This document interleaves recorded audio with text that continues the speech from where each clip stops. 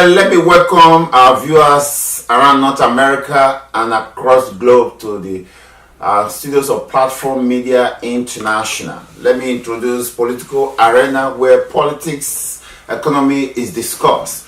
Today, we have in the studio a panel of experts and analysis, those who look at the phenomenon of Dr. Busola Saraki, the Senate President of Nigeria. Of course, you have heard that he crossed over from PDP to APC and became Senate President. The circumstances surrounding his ability to become the Senate President is something you have to look at in another program. And thereafter, he made Dr. Kweremadu, who is from the opposing party, his vice, which is unusual in the Nigerian political system. And as election is approaching, Dr. Busola Saraki has crossed over to PDP. And as we speak to you, it has been confirmed, or he confirmed it to the newsman, that he'll be seeking office as presidential candidate under the People Democratic Party. And the reason why we're here tonight is to look at the guy called Busola Saraki, his politics, his trials and temptations, and has he been able to survive all tribulations that are put in front of him and still standing and even giving the standing government a lot of problems. On my left today, I have my usual guest, Obi Iziabe. Welcome to the program, Obi. Thank you, Joe. How was the summer? Very good. Yeah, we're running out, and on my right, I have Beniza Badewa. Beniza, welcome to the program. Thank you for having me. Guys, we're here tonight looking at the activities of Busola Saraki. It's two of them. The father is Busola Saraki, who was the former Senate President under Shehu Shagari. And he also became a governor, became Senate President, and is just going to become the leader of Africa's biggest democracy, Nigeria. Not to be, Mr. B. Well, I can call you doctor because you are you're fasting a lot of things, especially the analysis of political analysis. What makes Busola Saraki, what makes him tick? I guess it's his love for the nation. He came on the political scene at this time when someone like him was very much needed in Nigeria. If he hadn't been there, Buhari's government would have treated Nigerians very badly without anybody to checkmate them.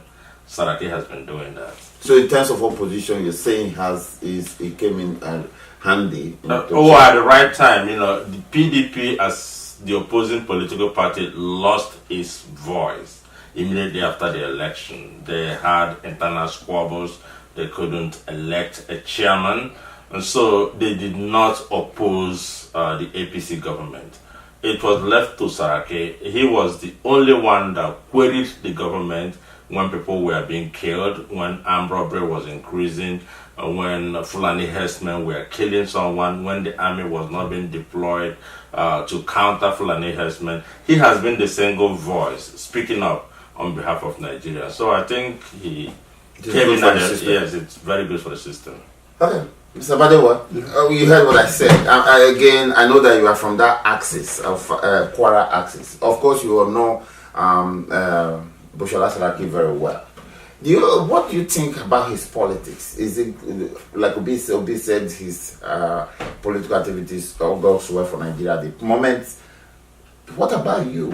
You think he's playing the right politics? Is it good for Nigeria? Well, when a man has an ambition, he's ready to dance any dance or sing any song, answer to any call in order to achieve his own ambition. Busola Saraki, Bukola Saraki, Buki, as is popularly known across Kwara as this is, he is a man with ambition. That's all. There's nothing wrong with somebody having an ambition. No, there's nothing wrong, but politically, I don't see him as a politician. What do you see him? He's just he find an opportunity because of the influence he has, and he's capitalizing on them, using them. He has money, and the money is working for him. That's all I see, because he ruled Kwara for 8 years. What did he do for the Kwarians? Mm-hmm. What did he do? Nothing. Only to give them hand. This is a man that they have the highest, is in the Guinness Book of Record, the highest one spot stampede in his house in Ilorin, when he was handing them a Salah food, and they were stampede and so on. Nothing happened. Nothing come out of it. I don't think. These are the people destroying the democracy in Nigeria. To me, as that's the way I see him. I don't see. Well, I like what is going on in the studio. You tend to take a negative, opposite view of what Mr. Obi says. Obi, he said Saraki did not offer Kwara State a lot of hope when he was the executive governor, and even does not wish Nigeria well that he saw political ambition. But again, I asked him that there's nothing wrong with having an ambition. But you say that his politics is right for Nigeria. Do you see? I'm sure you pretty heard what Mr. Badewa said. What do you have to say about that? I don't agree with my friend, Ebenezer.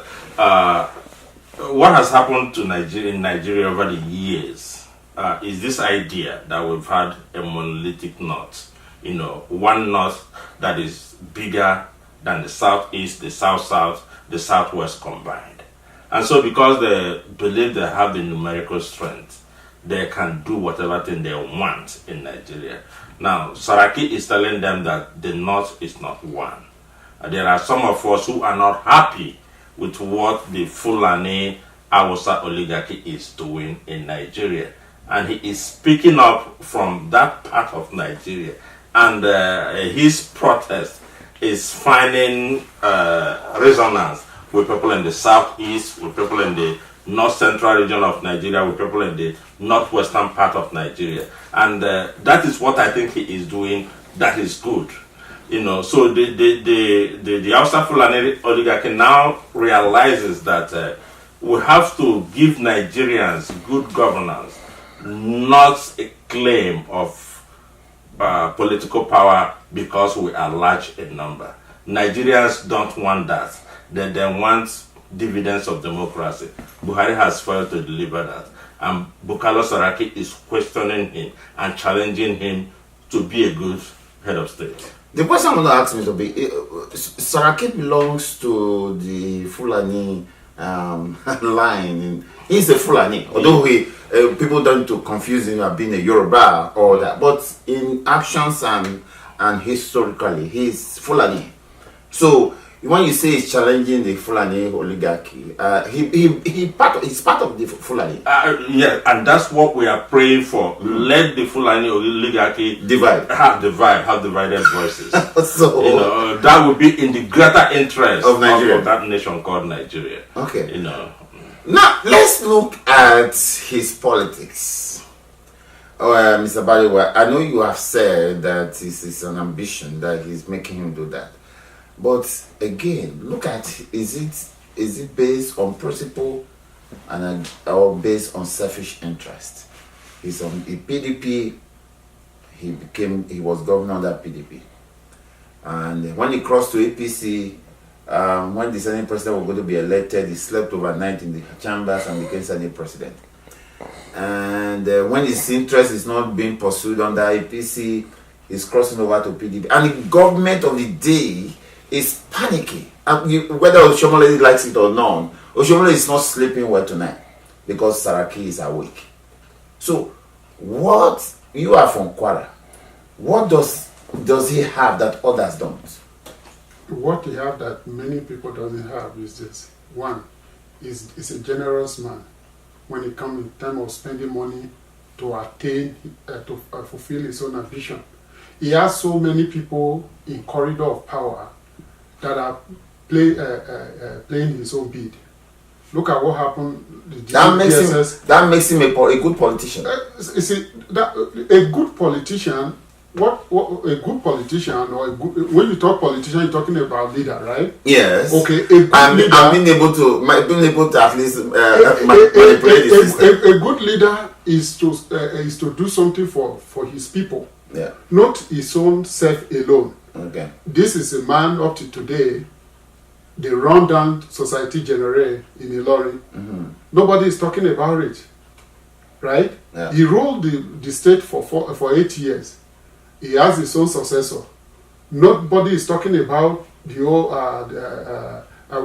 what did he achieve in that space of 8 years in Ilorin or in Kwara State as a whole.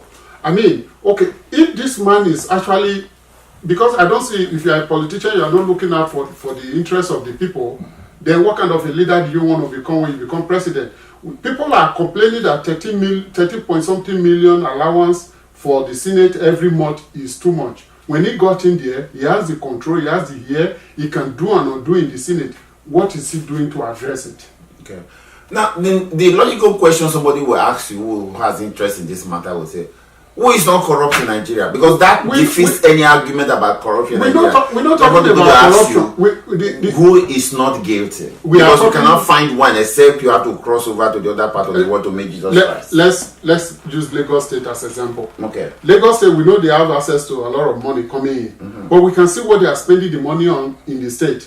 Are they not taking saffroning money in Lagos State? Yeah, they are. I mean, they're doing something. For sure, when you trace it very well, there is corruption going on there. But because of the things they are doing for the people in the state, the people are excited. But what has this guy been able to do for Kwara? Obi, I'll come to you because I know your position about corruption. I know your position. But for the right position now, it's surprising to me that you have taken a position, perhaps maybe you are kind of having an interest or backing Saraki, because I know you have always criticized corruption, and Saraki is an epitome of corruption. He feathers the nest of corruption, like Badewa said. Society Generale is dead. Is Saraki. Allowance for the senators is, people are crying that it's too high. Under Saraki it was increased. Name it, he's there. He has been accused by Code of Conduct Bureau of misappropriation from. He survived it. Why the sudden change? I want to say it's a sudden change, because when I see you saying Saraki is playing the right politics now, what's the reason behind that? I think it was Bola Ige in 1983 that stated that any act of corruption aimed at destroying a corrupt government can be tolerated. It's a proper thing to do. Anything that would help to destroy the APC, in my view, is a proper thing to do. The APC government had shown itself to be the most evil government in the history of mankind in Nigeria. The amount of blood that has been shed in Nigeria without the government doing anything about it makes us look like idiots, that we are unable to bring down this government. So I totally support Saraki's attempt to destroy. In a way, in a sense, yeah. Saraki is not responsible for the problems of APC. A lot of political parties came together in 2014. Their intent was to restore power from PDP. Now, after they had restored power, the next objective would have been to become a team, to form a strong foundation for their political party. They failed to do that. Saraki and his colleagues, who call themselves the new PDP, had a bucket of interest, and no one listened to them. And they teamed up, though. They were formed a bloc in the Senate. There were several blocks that came together to become APC. None of these blocks had their interest attended to by the government. And so now that their votes are needed, they are saying, we will not give you our support, because when we did in 2014, when we did in 2015, you did nothing for us. Politics is a game of trade-offs. You do this for me, I do that for you. They didn't do that. So Oshomole screaming up and down is not going to achieve anything. Okay, there's one question that people say, which also I'm beginning to believe is true. No matter how rich you are, it is a difficult thing to wrestle power from the government of the day in Africa. Well, Is it possible? it happened under Jonathan. The world is changing. Buhari's winning card has been his ability to win 12 million votes from the core northern states. Yeah. It's not going to happen anymore. Okay. It's not going to happen because there has been divisions. Will Saraki resources survive government onslaught? If the government is intelligent enough to deal with Saraki, it may not. But this government doesn't have the intelligence to deal with a person like Saraki. Politics is a game of intelligence. Yeah. It's a game for people who are smart, and Saraki seems to be smarter than the rest of the APC. Okay. Mr. By the way, I asked that question because I know you know Saraki very well. He's smart. We'll let him know. Yeah, we give that to him. Yeah, he became Senate president when he jumped fence and slept in the chambers of the Senate overnight and became Senate president. 2 times that Nigerian forces, police, wanted to give a blockade to his house. He escaped. Nobody knew how he did that. And as a matter of fact, government has even agreed that there's a 5th columnist within the government. Of course. So, you and I cannot pull that off. So Saraki, give it to him. He has the wherewithal. So that's why we are saying that government has to fear Saraki. You see, do you know why government don't have to fear Saraki? Saraki is only popular in Kwara. No, I can't. You see, they know him around, but not that if let's assume it today, if you run for a presidential position with maybe even with what is his name? Atiku. Not even Atiku. Let him run with Fashola or run with Ambode or Peter Obi. Saraki will not win more than Kwara. I can assure you that. You see, Saraki is smart. You understand me now? I give that to him. He's smart. Why we claim he's smart is because where he has not stepped, his money is already working for him there. He has informat all around. That's all. But that one will not turn to vote. Then secondly, let me ask you one thing. People keep saying Saraki, he has an agenda, he has this, he has that, and APC is not meeting it. This is a man that has total control of the Senate. Everybody, both PDP. In the history of this republic, he is the only man who has taken full control of the Senate, and there's no rancor in the Senate. He took full control of the Senate, right? Yeah. What is the dividend to the masses? We're talking about our power is still epilepsy today. What kind of policy or bill are they been able to submit? And Buhari is not doing in the interest of the masses too. I'm not even. We are not discussing Buhari here. Yeah, we're discussing Saraki. Now, secondly, we're talking about restructuring of Nigeria. Every senators are our representative. They are supposed to speak for us. Let me stop you right there. What is enabling our politicians in Nigeria is that they are not counting on the masses to vote them into power. They are counting on their deep pockets. And that's why they can do whatever they like and feel that when the election comes, they can manipulate the system. The point I'm making here is this. Saraki has all the opportunity to become an hero in Nigeria. Yes. With the way he's been able to harness and galvanize all the senators. But he's not the president of Nigeria. He doesn't have to. See, there are 3 arms of government. Yes. The judiciary, the executive, we are not, and the legislature. They were supposed to make law for Nigeria. But the problem and let's see that this law is being presented to the president, and the president is not signing them to law. Then people will now rally around. What the electorate will look up to in 2019 is who is the head. They are not going to look at Saraki. That's one. Now the point is here. Saraki, we claim is smart, right? I told you earlier, I said his ambition, the ambition is selfish ambition for him to become a president. If he has the interest of the people in heart, by now, is it restructuring? Even the law, they can make law that will stop all these cattle herdsmen running around rioting. But they will not be in control of the armed forces. No, sir. If they make law, they will sign it now. And let people, you see, they have the the way they are representing the people, the masses. Yeah, but they are not the control of the They are representing. Let them make the law and let the masses that have sent them But here. they are not the commander of the armed forces. They don't have to be commander. Ebenezer, you are not doing good justice to Saraki. You are not looking at what we are looking at. You are not looking at it from a broad perspective. My interest is not in Saraki as a person. Okay. I simply do not want someone from the northwest part of Nigeria to be the president again. It is not their birthright. We've had more than 5 presidents from the Sokoto axis.